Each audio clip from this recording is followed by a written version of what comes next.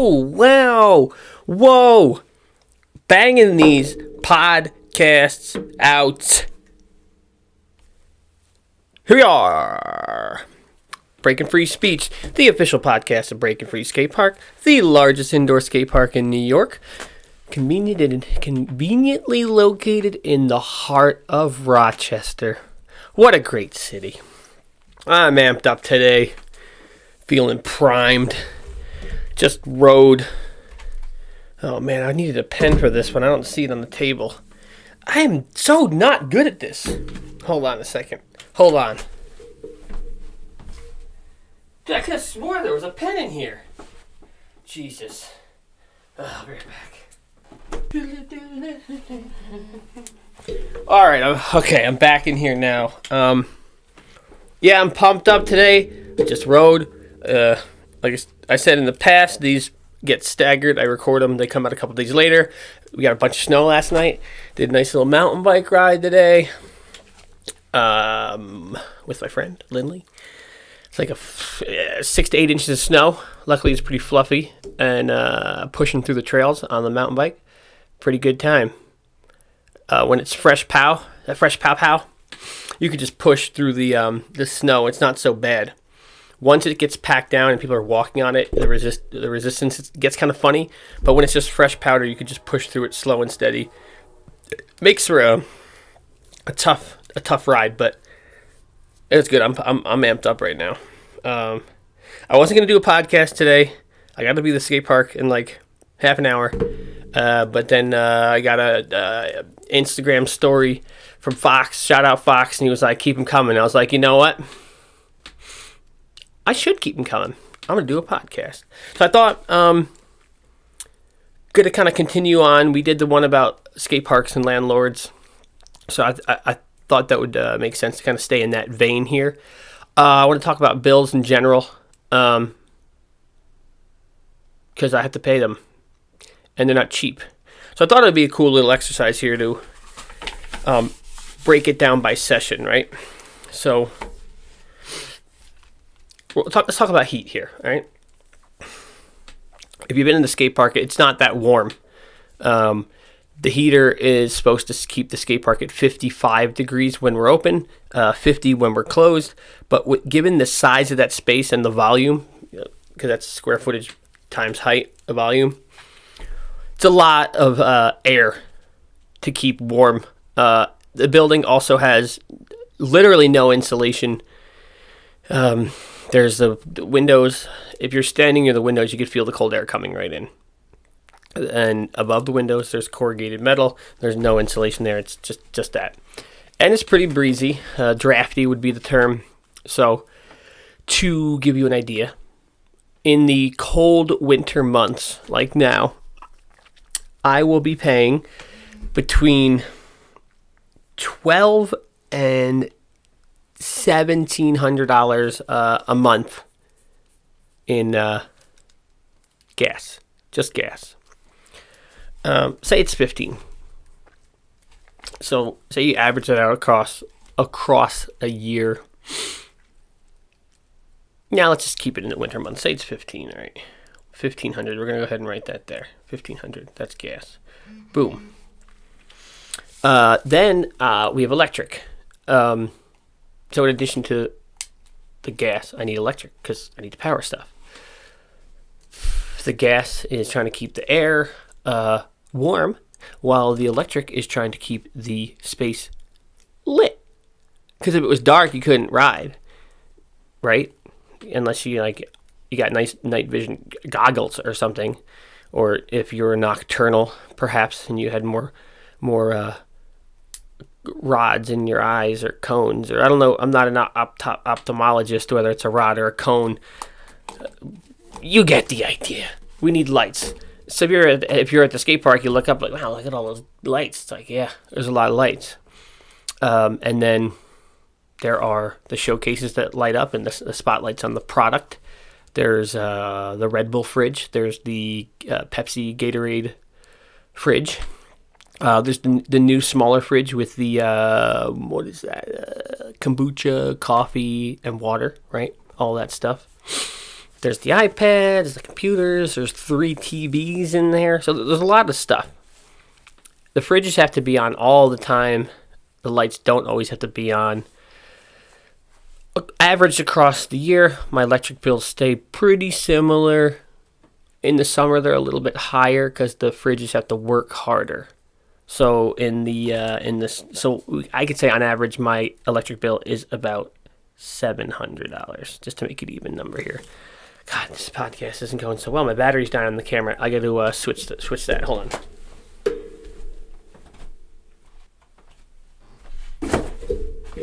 Oh jeez. Okay, sorry, we're back. Going along.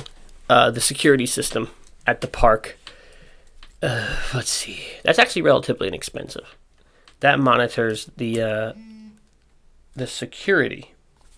Obviously, it's a security system. It's a system that monitors security. Makes sense, doesn't it? So that costs me $20 a month. Not that expensive. That puts sensors on the front door, the side door, the 2 bay doors, and motion sensors in the park, as well as the fire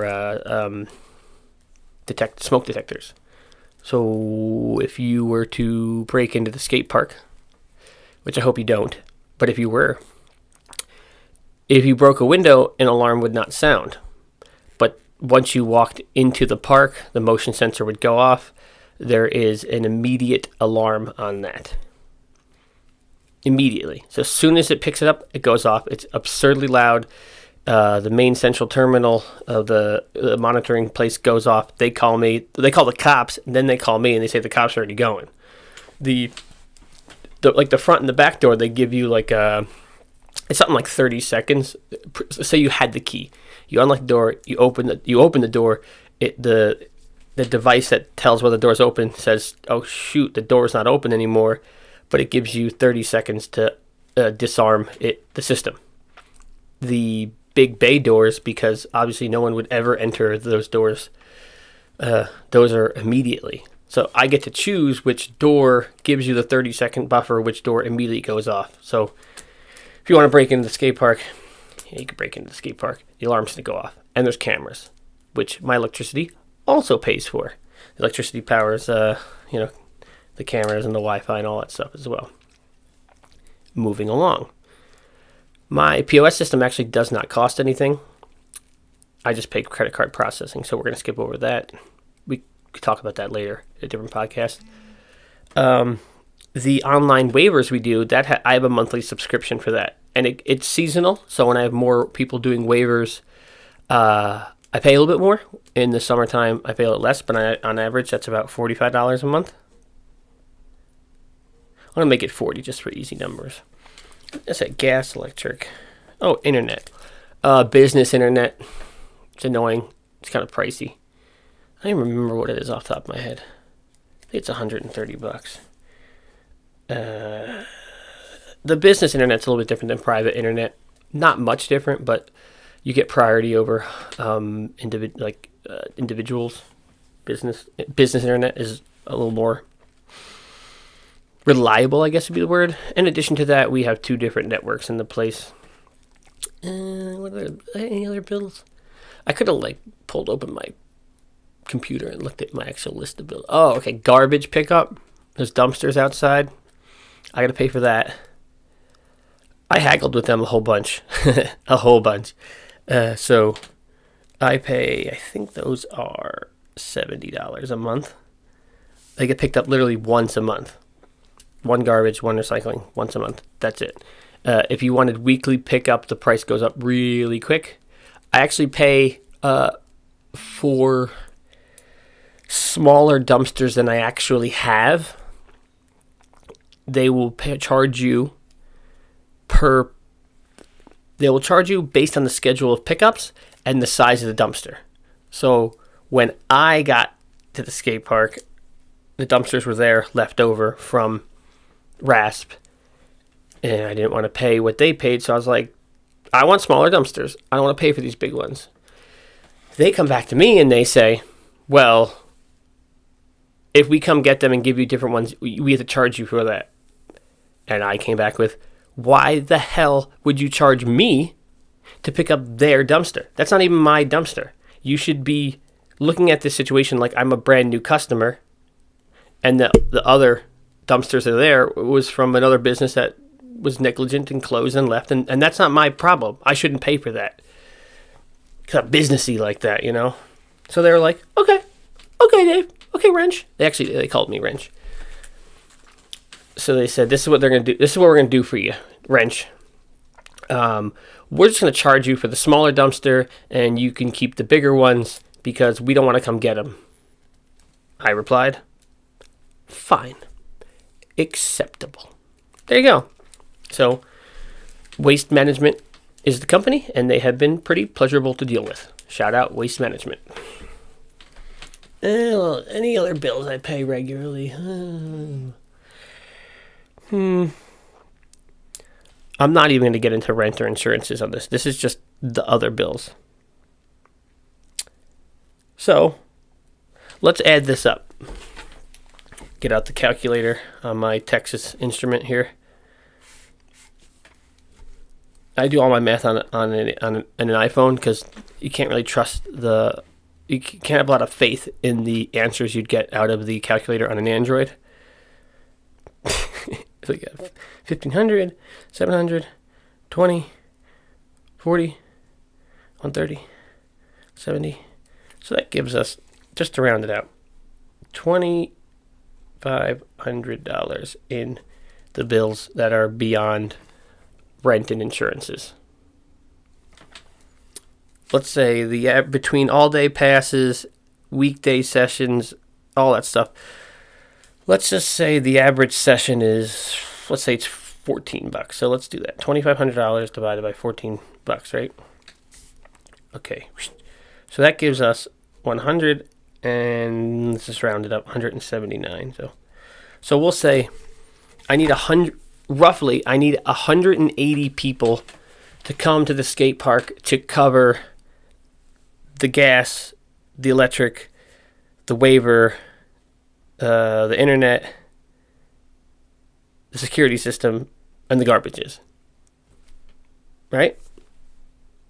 There it is. If you're writing a business plan to open a skate park, or really any business, well, that's basically a lot of what's in a business plan. What are my expenses? Here they are. What do I have to do to pay those expenses? There it is. Little behind the scenes of what it's like paying the bills. Today, I got an email, and it was like my favorite / least favorite email of the month. Hey, it's time to pay your rent. Oh, man. That's not a fun one to pay. I'll do another podcast about leasing the space. We talked about the difficulties in finding this space and what you're looking for in this space. We didn't really go over what it costs. How you pay for it. Yeah. And leases. That's a whole nother thing. Leases are weird. It's not like nothing like paying rent at home. Well, whatever. So there it is. There's today's podcast. A little bit of paying the bills, some of the bills at the skate park. And, I hope it gives you a little more insight. I hope it makes you a little more, a little proud to pay your session. A little more, you'd be like, you know what? I'm helping BFF. You know what, today?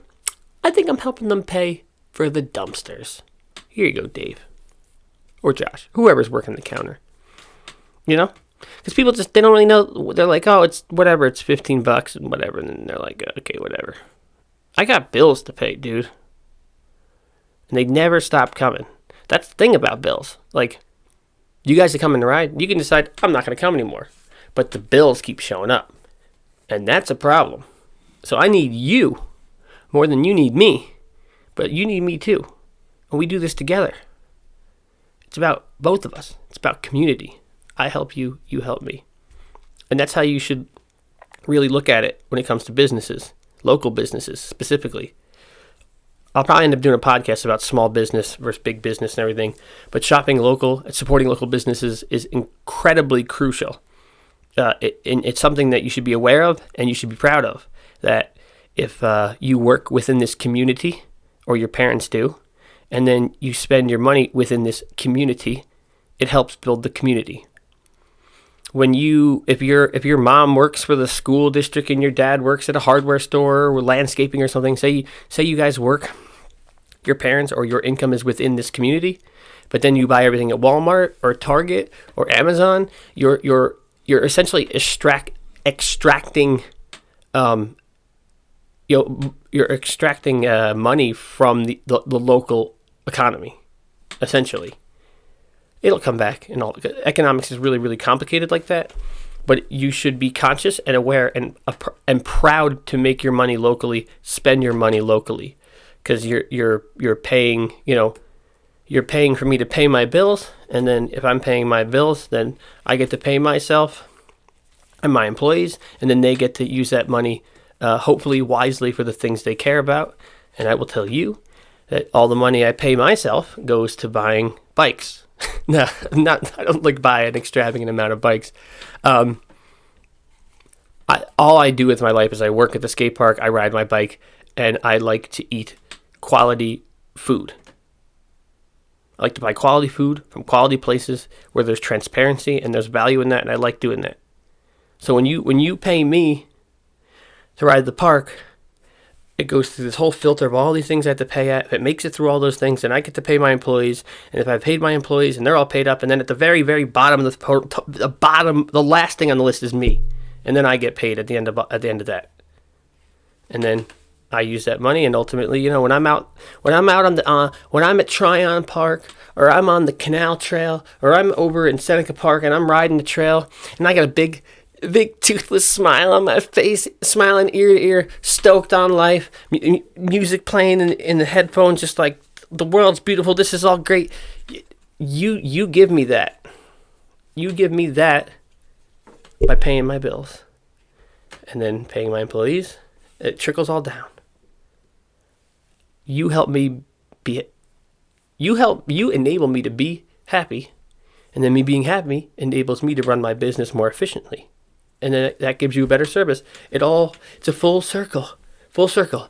Everybody wins. Everybody. Now I'm just rambling.